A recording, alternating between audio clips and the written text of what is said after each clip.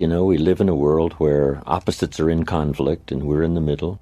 There's the pull to do good and the pull to do evil, to do what's right, and the pull to cross the line. That bit of warfare goes on even in our own head, our own consciousness. When I was a little kid growing up, I remember this cartoon of a little boy, and it showed this little boy with a little devil on one shoulder and a little angel on the other shoulder. The little devil said to the little boy, "Go ahead and do it, it'll be okay. It'll be fine, go ahead, go ahead." And little angel saying, "No, no, no, don't do it, don't do it." The little devil said, "Yes, go ahead."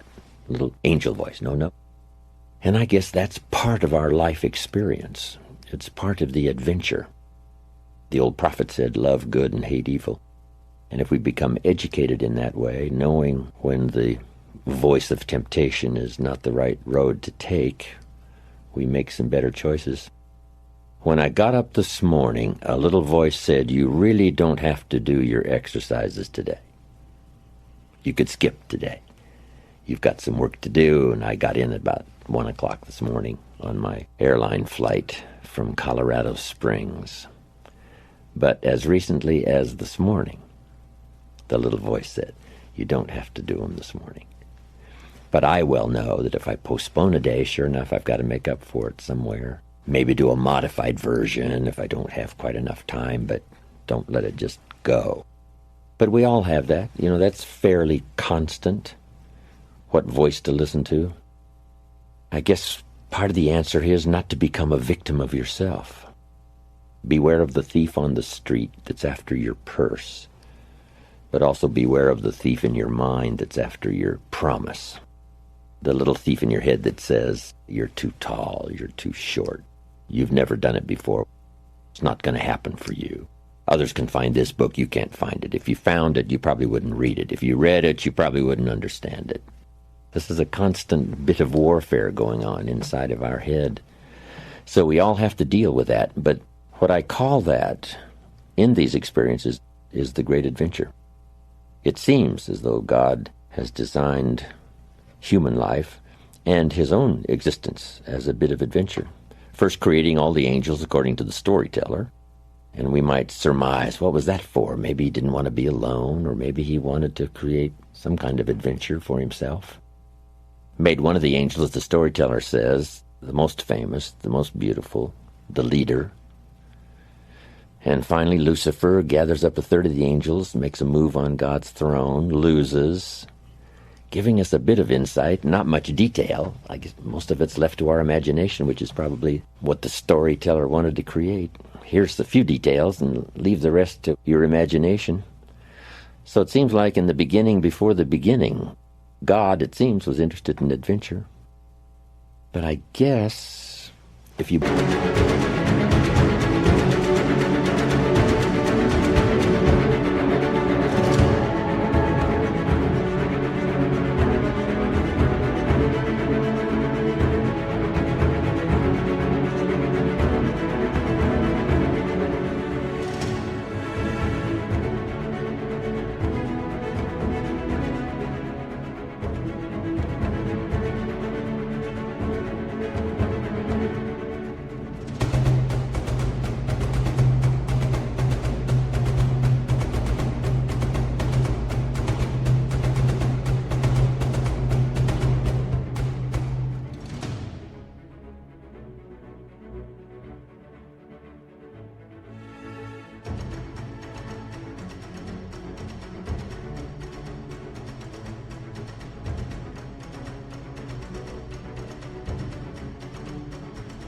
Boil it down to something very simple. It says, would it be possible to win if you couldn't lose?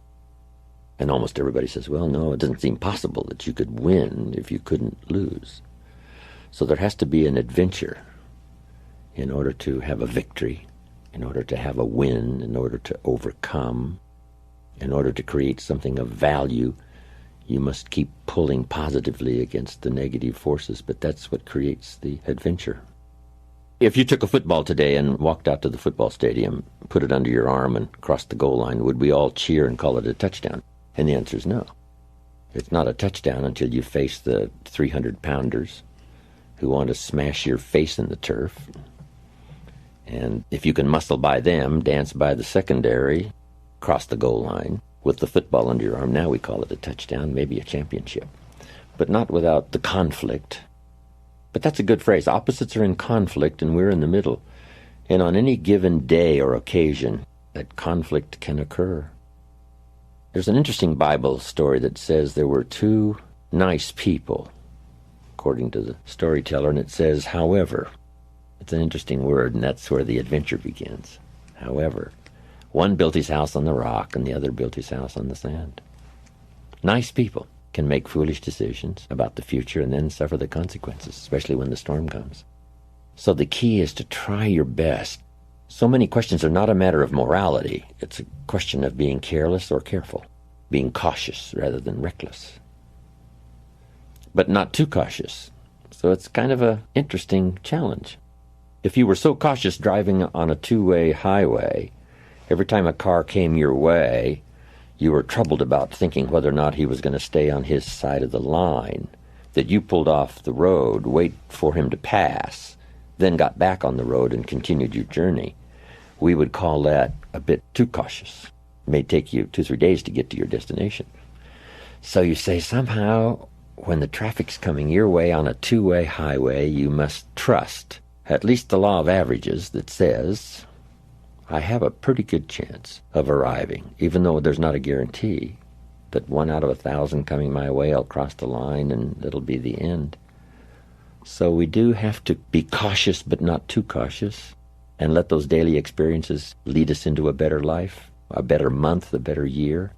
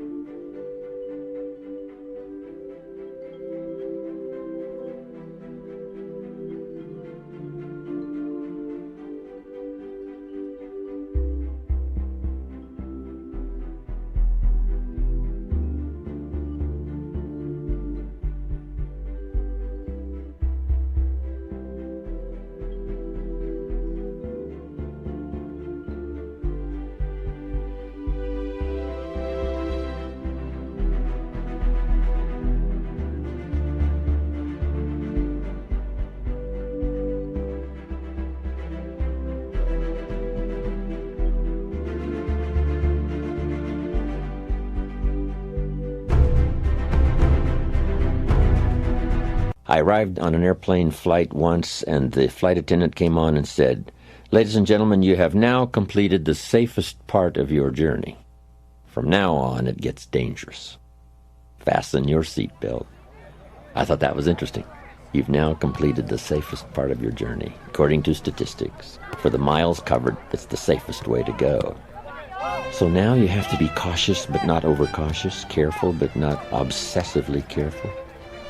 Might be safer just to huddle in your house and stay home, but you can't do that. You have to get out and participate.